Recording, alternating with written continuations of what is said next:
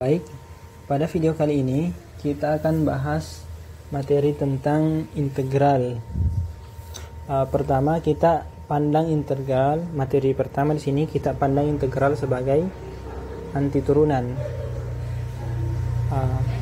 Dalam hal ini kita bahasnya dulu integral tak tentu.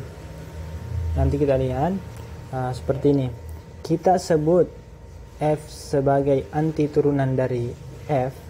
F di sini F kapital, ini F kapital sebagai antiturunan dari F jika turunan dari F kapital itu adalah F yang tadi, seperti ini. Itulah maksud dari konsep antiturunan.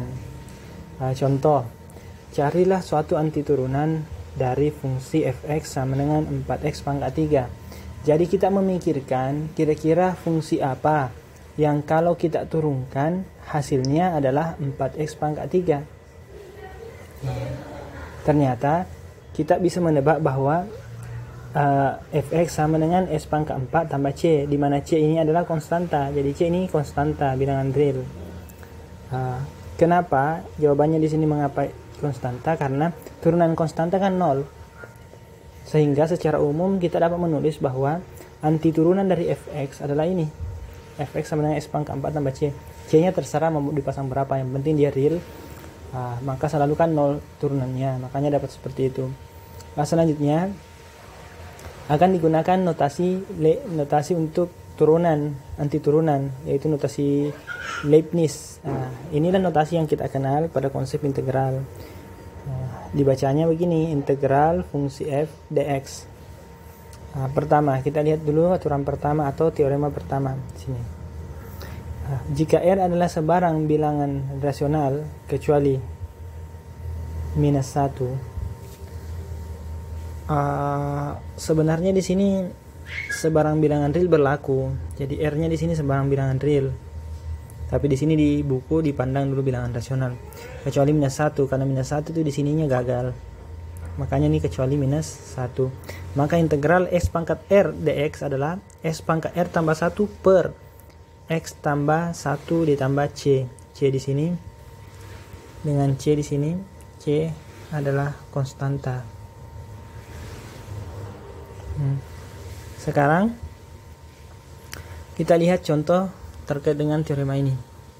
Misalnya, carilah antiturunan dari fx sama dengan 1. Bagaimana cara mencarinya? Berarti yang dicari adalah ini, integral 1 dx. Jawabannya kan x tambah c. Mengapa? Seperti ini caranya. 1 itu kan adalah x pangkat 0. Berarti yang dicari adalah integral x pangkat 0 dx. 0 ini bukan minus 1, sehingga berlaku rumus di atas. Didapatkan s pangkat 0 tambah 1 per 0 tambah 1 tambah c. Seperti itu. Didapatkanlah hasil ini, x tambah c. Sekarang kita lihat contoh kedua. Fx nya sama dengan ini, x pangkat 5. Maka integral x pangkat 5 dx adalah x pangkat 6 per 6 tambah c. Jadi di sini dikatakan cek turunannya untuk lebih meyakinkan jawabannya. Kalau kita turunkan s pangkat 6 per 6 tambah c, hasilnya kan adalah s pangkat 5 ya. Maka ketemu, berarti hasil ini adalah antiturunan dari si f ini. Selanjutnya kita cek lagi teorema B. Di sini dikatakan integral dari sin x adalah minus cos x tambah c, sedangkan integral dari cos x adalah sin x tambah c. Mengapa? Langsung saja ingat, kalau kita punya fx sama dengan cos x, maka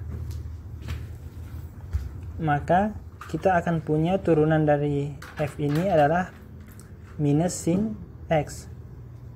Sedangkan kalau kita punya fungsi gx sama dengan sin x, maka turunannya adalah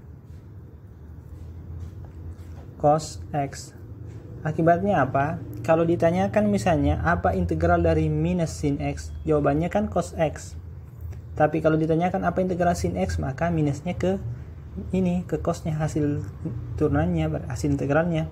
Berarti integral dari sin X adalah minus cos X. Begitu juga dengan yang ini Gx. Seperti itu. Berikut ini diberikan beberapa sifat. Kita lihat dulu sifat pertama. Di sini kalau kita punya fungsi, kita punya fungsi f, punya juga fungsi g, yang kita jamin mereka masing-masing punya antiturunan atau terintegral, kemudian kita misalkan k adalah suatu bilangan real konstanta, maka pertama integral dari kf dx adalah k dikali f. Jadi bisa kita integralkan dulu f-nya, kemudian kali dengan k hasilnya. Untuk penjumlahan berlaku juga, bisa kita integralkan masing-masing kemudian jumlahkan. Pengurangan pun seperti itu. Yang penting yang salah itu kalau ada yang ini menambahkan satu, terkadang terjadi seperti ini. Integral fx gx dx, dia langsung tulis begini, fx dx kali integral gx dx. Ini tidak ada jaminan, jadi ini salah. Yang saya warna ini, jadi ini tidak ada jaminan ini, hanya ini kurang tepat. Seperti itu.